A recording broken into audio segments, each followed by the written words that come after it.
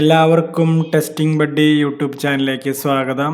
ഇന്നത്തെ നമ്മുടെ ടോപ്പിക്ക് ആർക്കൊക്കെ ഒരു സോഫ്റ്റ്വെയർ ടെസ്റ്റിംഗ് എഞ്ചിനീയർ ആവാം, അതായത് who can learn software testing, ആർക്കൊക്കെ സോഫ്റ്റ്വെയർ ടെസ്റ്റിംഗ് എന്നുള്ള കോഴ്സ് പഠിക്കാൻ സാധിക്കും എന്നുള്ളതാണ്. ഓക്കെ, നമുക്ക് നോക്കാം.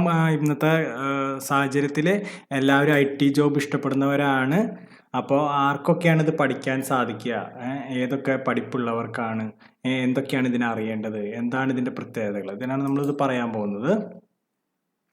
അതായത് സോഫ്റ്റ്വെയർ ടെസ്റ്റിങ്ങിന് നമുക്ക് പഠിക്കാൻ വേണ്ടത് ബേസിക് ആയിട്ടുള്ള ഒരു കമ്പ്യൂട്ടർ നോളജ് മാത്രം അറിഞ്ഞാൽ മതി. ബേസിക് ആയിട്ട് കമ്പ്യൂട്ടർ യൂസ് ചെയ്യാനും ഇൻ്റർനെറ്റ് യൂസ് ചെയ്യാനും വെബ് ആപ്ലിക്കേഷനുകളെ കുറിച്ചുള്ള ബേസിക് നോളജ്, നമ്മൾ സാധാ മൊബൈൽ യൂസ് ചെയ്യുമ്പോൾ തന്നെ ലാപ്ടോപ്പൊക്കെ ഉപയോഗിച്ചിട്ടുള്ള ഒരു പരിചയം മാത്രം ഇതിന് ബേസ് ആയിട്ട് മതി.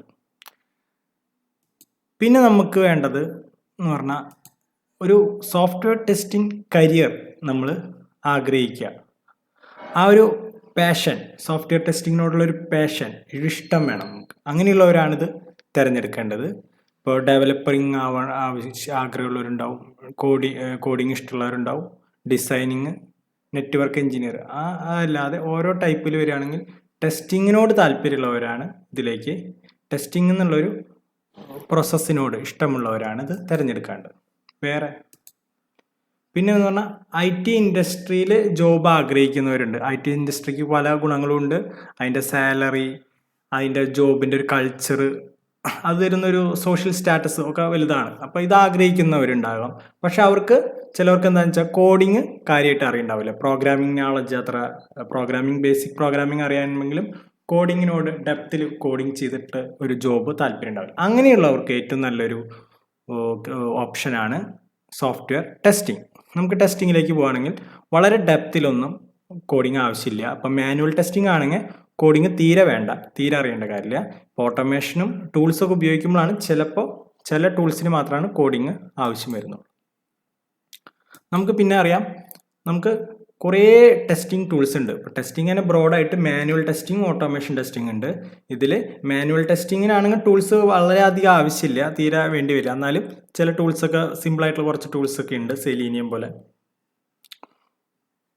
സെലീനിയം IDE ഒക്കെ പോലെ. ഓക്കെ, ഓട്ടോമേഷൻ ടെസ്റ്റിങ്ങിലാണെങ്കിൽ വേരിയസ് കുറേ അധികം ടൂൾസ് ഇന്ന് മാർക്കറ്റിലുണ്ട്.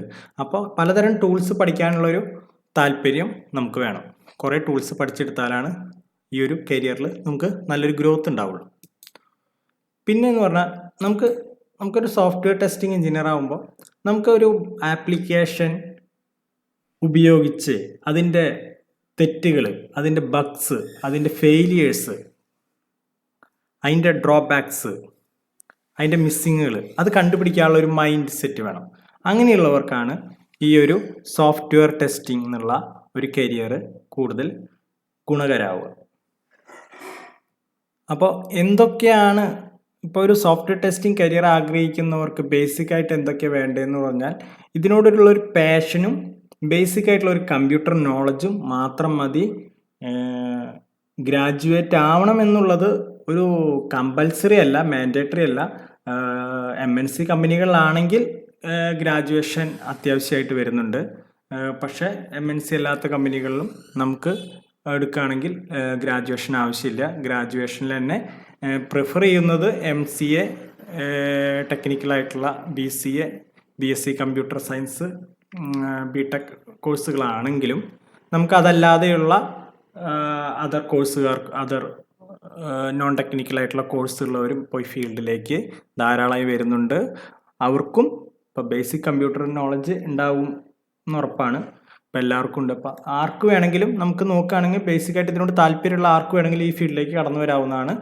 തുടക്കം സ്റ്റാർട്ടിങ്ങിൽ കുറച്ച് സ്ട്രഗിൾ ഉണ്ടായിരിക്കുമെങ്കിലും സുഖമായിട്ട് പിന്നീടുള്ള ഗ്രോത്ത് വളരെ സുഖകരമായിരിക്കുന്നതാണ് നമുക്ക് മനസ്സിലാക്കാൻ സാധിക്കുന്നത്. അപ്പോൾ എല്ലാവർക്കും ഈ വീഡിയോ ആവശ്യമുള്ളവർക്ക് മനസ്സിലായെന്ന് കരുതുന്നു. അതായത് ഈ കരിയറിനെ കുറിച്ച് അറിയാനും ഈ കരിയറിലേക്ക് കടന്നു വരാൻ ആഗ്രഹമുള്ളവർക്കുമാണ് ഈ വീഡിയോ നമ്മൾ ഉദ്ദേശിക്കുന്നത്. അപ്പോൾ ഒരു പേടിയും പേടിക്കേണ്ട, നല്ലൊരു കരിയറാണ്. ഏതൊരു IT ഇൻഡസ്ട്രി നിലനിൽക്കുന്നിടത്തോളം കാലം ടെസ്റ്റിംഗ് എന്തായാലും ഒഴിവാക്കാൻ പറ്റാത്തൊരു പ്രോസസ്സാണ്. അതുകൊണ്ട് എന്തായാലും കരിയറിനെ കുറിച്ച് ഇപ്പോൾ ഈ ഒരു സ്ഥിതിയിൽ ഒരു നെഗറ്റീവ്സും ഇപ്പോഴത്തെ ഒരു IT ഇൻഡസ്ട്രിയിൽ കാണുന്നില്ല. അപ്പോൾ എല്ലാവരും ധൈര്യമായിട്ട് കടന്നു വരാവുന്ന ഒരു മേഖല തന്നെയാണ്. അപ്പോൾ ഈ വീഡിയോ ഇഷ്ടപ്പെട്ടവർ ലൈക്ക് ചെയ്യുക, കമൻറ്റ് ചെയ്യുക, ഷെയർ ചെയ്യുക.